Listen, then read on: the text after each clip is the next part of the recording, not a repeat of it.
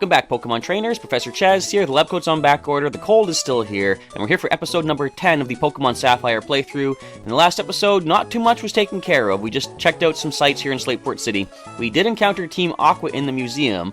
We encountered for the first time their leader Archie as well, and we know that they're up to no good, something to do with expanding the mass of the sea on the land, something like that, I think. I can't remember exactly what they were talking about. It was very confusing stuff. I'm just a kid. I don't know what they're talking about. Like he said, I'm just a kid. I can't understand what they're going for. But in today's episode, I do want to preface this first of all, thinking back to the previous playthrough of Pokemon Silver. Now, episode 10 was not the best episode of Pokemon Silver. That's when we took on our third gym leader, lost 2 Pokemon. To injuries, not death, just injuries, of course. We lost a couple Pokemon in the gym battle. So, that being said, I'm going into this episode today, episode 10 of Sapphire, with a bit of trepidation.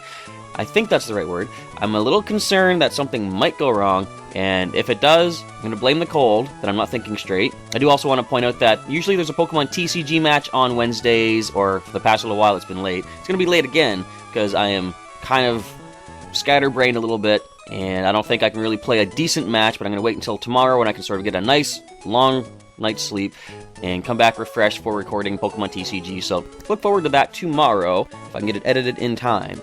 But let's take a look at who we are working with on the team as of right now. We got Bukemon the Makuhita, Guts ability boosting the attack if he has a status condition, Lonely Nature boosting attack while dropping defense, holding Quick Claw to speed him up in some battles. The moveset is Arm Thrust, Tackle, Sand Attack, and Vital Throw. Next up we have our first trainee here in the, well not first, but second captured, first non-given trainee in the Hoenn region. We have Burrow the Nincada with Compound Eyes ability, boosting the accuracy of some of his moves. Lonely Nature also, again, boosting attack, dropping defense. Silk Scarf item to power up normal type moves. Look at the attack and defense on this guy, it's pretty nice. And he's got Cut, Leech Life, Harden, and Sand Attack. And last but not least, as far as active members go, Skippy the Marsh Stomp, our gifted Pokemon from Professor Birch in Little Root Town. Torrent ability to boost water moves in a pinch. Lax Nature boosting up his defense while dropping special defense. Holding the Soft Sand to power up the ground-type moves, or move, that being Mud Shop. He's also got Water Gun, Foresight, and Growl. Of course, we also have Shelbert and Pikachu on the team, but since they are too high of a level, they're not in active duty for the time being. So what we're going to do today, we're going to head up towards Mauville City, which is the site of our next gym battle. Now, I say I'm concerned about episode 10 being the episode that we lost somebody originally back in Pokemon Silver. I'm also going to be worried when we go to the next gym, because that's the actual location we lost Pokemon in Pokemon Silver. Now, you might be bored with this, but I want to go check out some quick stuff here. I didn't read everything in the museum, I realized afterwards. Not that it's really going to be important, I'm sure. We came here and talked to Captain Stern. The SSN, okay, I'm glad I saw this. This is a throwback to Gen 1. A replica of the luxury liner that circles the globe. Oh, I can't read these computers, so that's going to speed things up a bit. Johto water quality sample, the label says, another throwback to a previous generation. Maybe the water saltiness differs from one region to another. I like how when they updated this in Omega Ruby Alpha Sapphire, they had water samples of all the other 5 regions? Yeah, 5 regions. Kanto water quality sample, the label says, the sea is all connected, but the water seems to differ by region. That is interesting. You'd think water is just water, right? It's a display on the flow of seawater. Toward the surface, seawater flows as currents driven by the winds. It's a display on the flow of seawater. Near the bottom of the sea, water flows due to differences in such factors as temperature and salinity. Now, what is it? Isn't there something, there's like an underwater river somewhere? I've heard like the waters are so much more dense in that area, and it's almost like a SpongeBob SquarePants kind of thing. There's a river flowing through a crevasse or something deep underwater, which, if my brain wasn't already kind of messed up thanks to the cold, that would make it more so. A rubber ball is expanding and shrinking. In the sea, the weight of water itself exerts pressure. In shallow water, the pressure is not very heavy. However, in extremely deep water, the pressure can reach even tens of thousands of tons on a small area. That might be why we haven't explored all of the sea. I keep hearing this thing every once in a while, people saying, why is NASA sending all these shuttles out into outer space and finding stuff out there when we don't even know what's on our own planet? Because I don't think we've been very far deep in the oceans, of course. We've been to a certain extent, but not quite as far as we could go, because there's more down there. Whew, I'm just pushed. I already spoke to you. You're talking about getting a bike down from Mauville. Pardon me, I almost choked on a cough there. But we haven't gone into Slateport Harbor. Yes, the ferry SS title is under construction in the shipyard. Service is scheduled to begin shortly. I just want to check out all the other highlights. I am going to pop into the contest hall briefly to see what's going on in there before we leave Slateport. A journey to the bottom of the sea. I wonder what it'd be like. I'd love to go deep underwater like that someday. Well, stay tuned for a later part of the playthrough, folks, because this man's gonna get his wish. Maybe. I don't know if he gets to go or not. I wanted to go with Captain Stern on the ocean floor exploration. I can't read, but the sub's too small for me. Oh, that's too bad. If I squeezed in, there wouldn't be any room for the captain. All you gotta do is get your certification as captain yourself. You can man the one-man mission at that point. I beg your pardon, you're looking for a ship? Well, I'm at the harbor. I'm sorry, the ferry service isn't available at present. Oh, okay then. Let's pop into the contest hall and see if they give us our pass. I don't think you get it. Maybe you do. I don't know. I have 2, so you can have 1. Yeah, now we can make Pokeblocks. Now, the best way to make Pokeblocks, I believe, I forget what you would call them, but there are certain berries that maybe not sharp, but they boost a stat in a pinch. For example, Lychee Berry boosts attack, Ganlan Berry boosts defense if your Pokemon's at low HP. I'm pretty sure in this generation, those berries give you the best Pokeblocks. So I'm not going to make any just yet. I'm going to see if I can actually get some of those in the game. Make Pokeblocks and put them in there. When you make a Pokeblock, everyone has to put in a different berry. I want to raise a Pokemon that's the ultimate in great, quotes, for both battles and contests. It's vexing trying to figure out which moves I should make it learn, and therein lies not the problem, but the challenge of the Gen 3 contests. With TMs being only one-time use, you gotta be really careful what you teach your Pokemon to make sure that they're still battle-ready, but good for contests also. That's why in the original Gen 3, I didn't get every single contest ribbon for all of my Pokemon, but I did pull that off in Gen 6 with Omega Ruby Alpha Sapphire, because of course you could reteach TMs as much as you want. Do any of your friends have any berries? You can use that berry blender and make Pokeblocks with your friends. You should try it, it's a lot of fun. I love making Pokeblocks. I always have some berries with me. If you like, we can make some Pokeblocks together using the berry blender. We very well could. Let's get blending already! Calm down. If you win a contest, they put up a poster of your Pokemon on the wall. It will have a portrait of your Pokemon and both your names. So, Tierra's Pelep, the Pelipper, won the cool contest last time here in Slateport City. And records for the berry blender. Now, of course, we don't have our contest pass. I think you get it at the town that has the beginner rank of the contest. Hello there, we're accepting registrations for Hyper Rank Pokemon Contest. Anyone with a contest pass may enter. You may obtain a contest pass at the normal rank contest hall in Verdant Turf Town free of charge. Please obtain a contest pass and come again. Now, just since we're here, let's check out the berry blender. Let's do it. Yes, I know how to make a Pokeblock. What we gotta do is choose a berry. I'm not gonna really use this Pokeblock because it's gonna be a pretty mediocre berry, but we got plenty of Pinap berries. It basically just calls it a Pokeblock ingredient, that's all it's used for. You can check the tag of these berries, see it's got spicy and sour, so you're gonna make a spicy or sour Pokeblock with this. And I think the size and the firmness determine if it's gonna have there's something to do with, I think, sheen and just the amount of stat boost that you get from each berry. See, this has a whole bunch of different flavors to it. I think it could be like sort of random between any of that. But anyway, all that being said, we're going to make one block out of the Pinap berry, and I'll show you basically what the stats of the berry are. So, as that spinning circle in the middle points to my arrow, I got to push the A button. And if you get it right on, you get, like, the better everybody hits the button, the better you're going to have a Pokeblock. Now, I'm going to try and focus on this. It gets really fast eventually. I forget which one. I think it's in Lily Cove City. Oh, I missed one.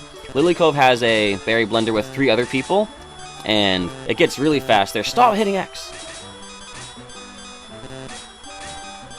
I can almost get it perfect usually on the Game Boy Advance. So I got 9 perfects, 10 decents, 4 X's. And we get to the maximum speed, blah blah blah. Indigo Pokeblock, the level is 11 and the field is 20. We'll probably toss that out. So, level determines how much the stat will boost, and the feel fills up the Pokemon sheen, because I think I showed last time. We'll take a look again. Let's check out, for example, well, Pokémon, he's at the front. So, see that little sparkle over his head on the left side? That's his sheen, and the more Pokeblocks you give him, the higher that, what was it even called? I forget. But anyway, that number that was 20, I think feel. It starts to add up more sparkles around him. Once you get a full circle of sparkles, they'll start blinking in unison, and you will know that he's maxed out. You can't add any more Pokeblocks to that particular Pokemon. So, all that being said, I'm going to wait till I get some decent berries to make some pretty good Pokeblocks, and then we'll start doing some contest stuff. Of course, we can't even go into the contest until we get to Verdant Turf Town. We are here on Route 110, which is connecting down to Slateport City. Are you a trainer by any chance? Which should I choose? Make a beeline for Mauville on Cycling Road, or take the low road and look for Pokemon? Well, this guy kind of spoiled something a little bit. First of all, the Seaside Cycling Road. I'm not going to go up there, I don't have a bike yet. Since this is episode 10, which, based on past experience from other playthroughs, has the potential to claim a Pokemon from us, I want to add another Pokemon to the team right now. Now, I know who I'm going to be getting. I'm pretty sure they're on this route. I did look it up beforehand just to make sure I'm not going to waste any time. And we're just going to wait and see if the Pokemon I'm looking for decides to show up. If nothing else, we get a little bit of on-screen training for our new Makuhita. So as I'm doing this, I can go ahead and mention I did want to talk about something that I alluded to in Monday's episode and completely got sidetracked with story in yesterday's episode. But talking about the Alola forms of Pokemon and the fact that, they haven't shown us the pre-evolution of Alolan Marowak, Alolan Exeggutor.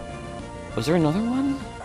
I can't recall. But basically, things like also Meowth and Pikachu, or Raichu, Raichu, exactly, actually. They haven't shown us all the Alola forms for the entire evolutionary line of these Pokemon.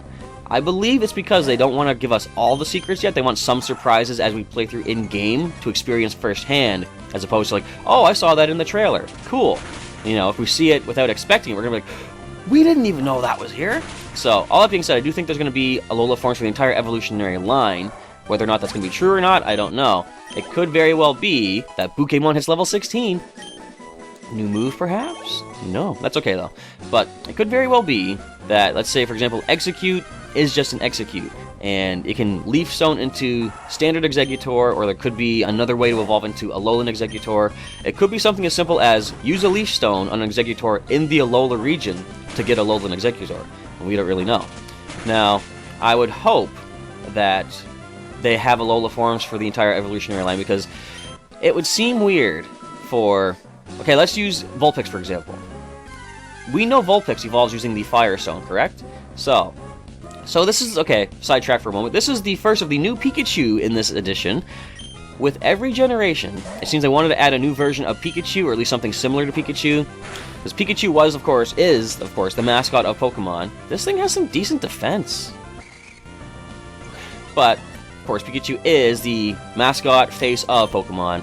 So, they didn't want to probably change Pikachu, for example. In Gen 2, they included Pichu, the pre-evolution, which was representative of the fact that we now have genders and could breed Pokemon. In this generation, we have Plusle, and of course Minun is another Pokemon. And they're representative of not only double battles, because, well, double battles and abilities kind of go hand in hand with these two, because Plusle has the plus ability, Minun has the minus ability. Both of these abilities say they power up with the other polarity. So, they're good representations of the new stuff here in Gen 3. And of course, we'll see some more additions like that in the future. Sometimes it's hard to tell. Like, I was watching, if anyone out there watches Tamashi Hiroka, she was talking about the different Pikachu clones and stuff, and she does make a good point. Sometimes a new Pikachu variant is introduced that doesn't really bring anything new. So, I don't know. That being said, we have found my target Pokemon right here. We want to grab an Electrike. I think a Tackle should be okay. It's not Stab. One more would be pretty good. I don't think we're going to get a KO, even if we get a critical hit. Your attack just went up. I'm going to want to switch to something more resistance, better defense. And I believe, Skip, you have the best defense for the time being, do you not? You have got 46 as opposed to 33. Definitely, Skippy, you're coming in. Just to try to tank some hits as we try to go for a capture here. So bear with me as we... Nice, I predicted that Thunder Wave. I actually had no clue it had it at this level, but let's pretend I predicted it. And toss out one of our 14 Pokeballs, see if we can capture ourselves an Electrike for the team. Really? Alright. That is fine. Oh no, our massive defense has dropped by 1 stage. I think we can handle that. Pokeball, let's do this. I don't think there's anything else we can really weaken you with.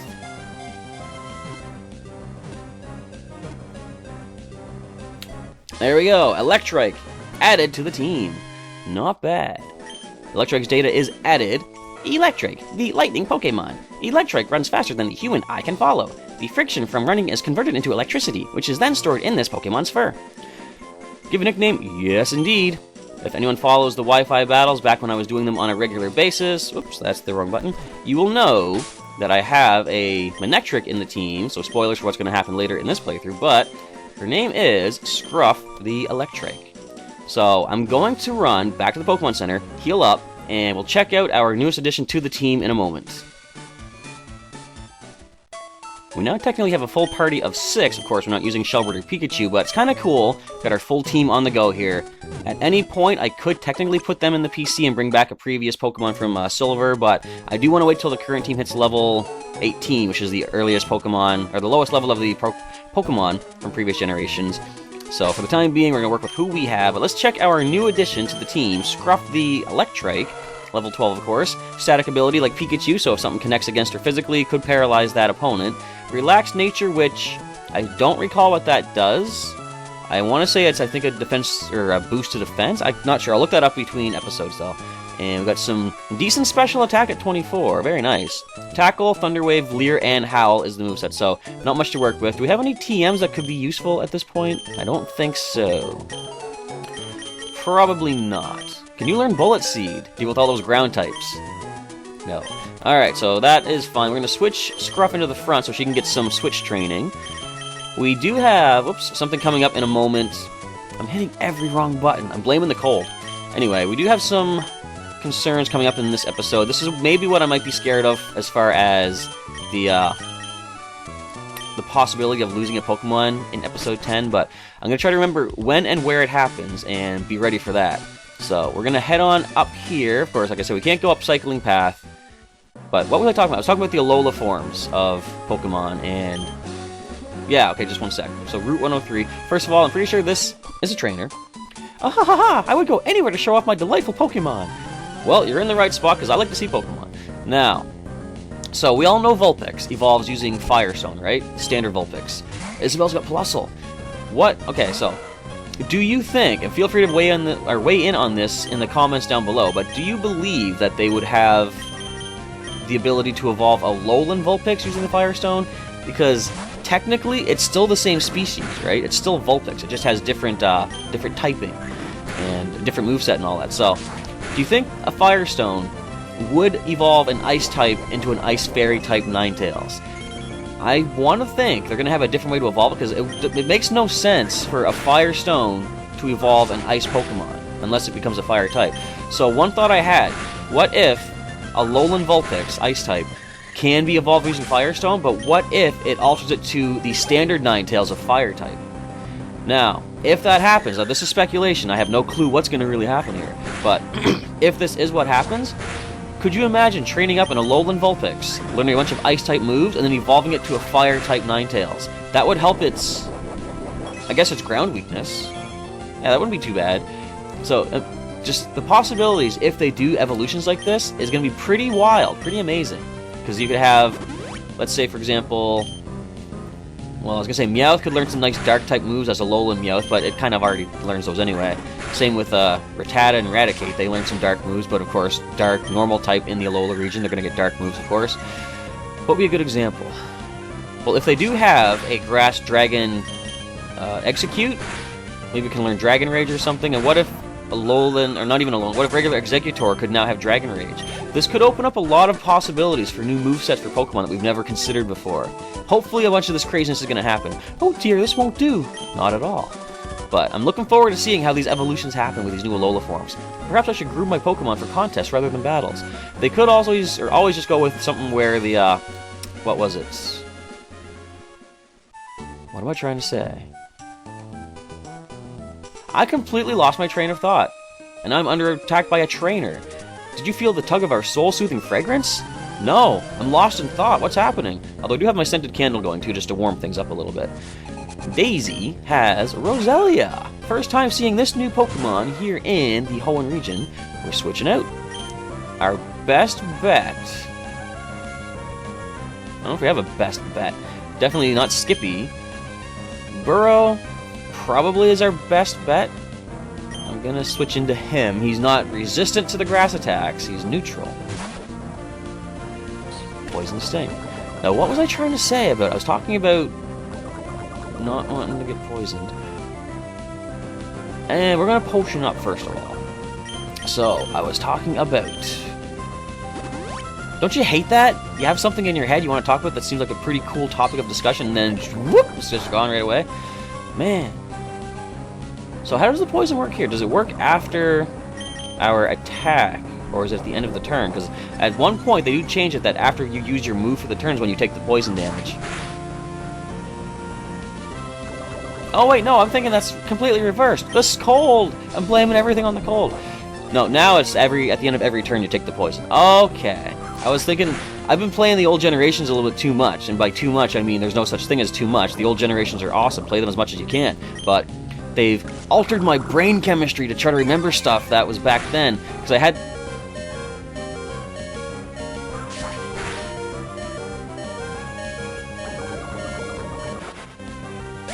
Episode 10, everybody! Woo!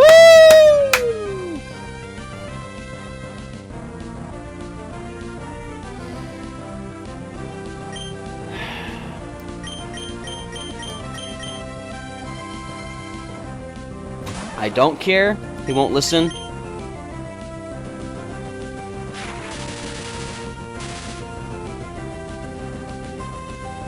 I didn't even notice that thing was using growth. Out of my way, Roselia! Our first loss. You weren't led astray by our aroma.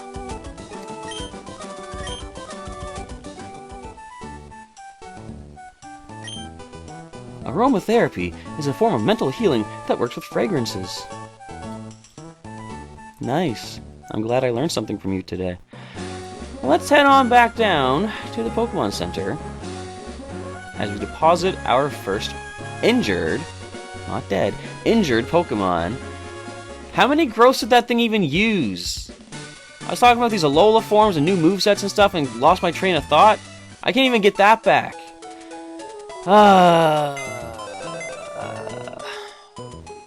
Alright then.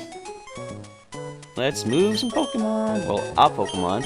Switch over to box 14, and we will name this, as we did in Silver, the Injury Box. And before we deposit anyone, I do want to take the item, because I realize, I think in Gen 3 you can't take the items off of Pokemon that is in the PC, so we will take Burrow's Silk Scarf and rest him temporarily, because as I say, I've added a new little, call it a feature, in this playthrough. Every time we earn a gym badge, consider it like we've assembled the 7 Dragon Balls, we can revive or restore one of our previously injured Pokemon. So, Burrow is going to take a rest for the time being, which is kind of bad, because he was one of our ways to deal with the next gym leader. He is ground type, and the next gym leader is an electric type gym leader. So, I was kind of counting on using him for some stuff, but we still have Skippy, he's ground type as well, as we lay Burrow the Nincada to temporary rest. Sorry, buddy. We'll see you again soon.